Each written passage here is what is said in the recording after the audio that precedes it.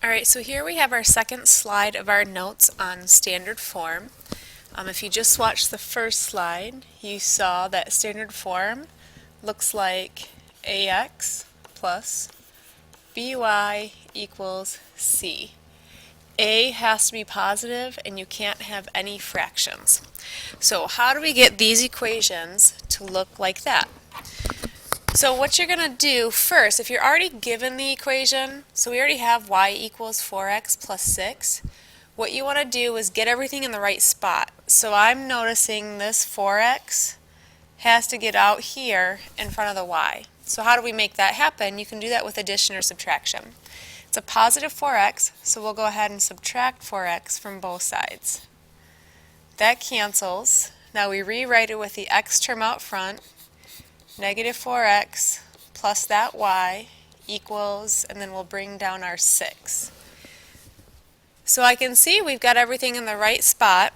We've got our x term, our y term, our equal sign, and then our number. So there's your ax plus by equals c.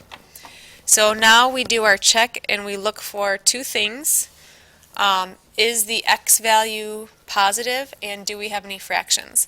So you see that negative 4 in front of the x, we have to deal with that, but I don't see any fractions, so we only have to worry about the negative 4.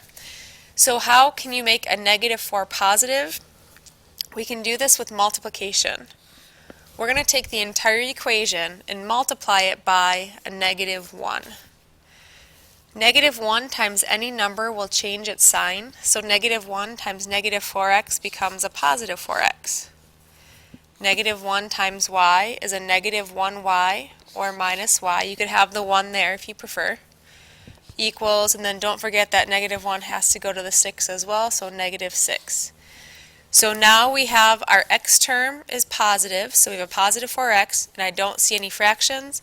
So this is our final answer for standard form. If you notice, the y is negative and the 6 is negative, and that's okay. You just need to have the x positive.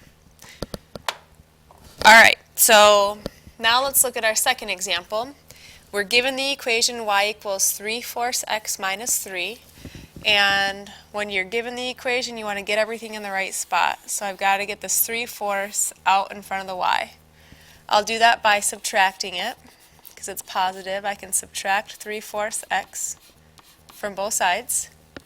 Cancel that out, rewrite it. We have negative 3/4 x plus the y equals negative 3. Everything's in the right spot. You've got your x, then your y, then your equal sign. Now you just have to look out for the two things. Is x positive? Nope.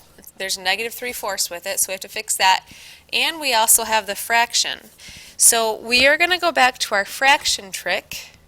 If you remember, how did we get rid of fractions when we didn't want them in an equation?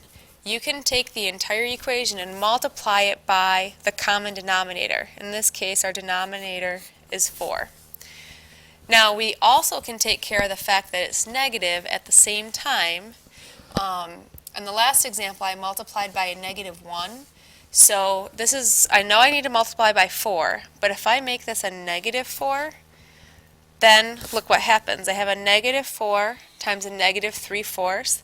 That negative times negative turns this into a positive value. So that takes care of making the x term positive. So then you can just do the math. Take 4 times 3, which is 12, divide it by the 4 in the denominator, we get a 3x. So what I just did off on the side, I just did negative 4 times negative 3/4. I multiplied these two together first, and I got 12, and then divide it by the 4, and we get 3.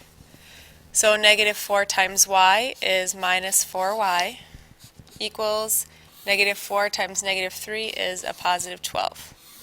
And there is our standard form.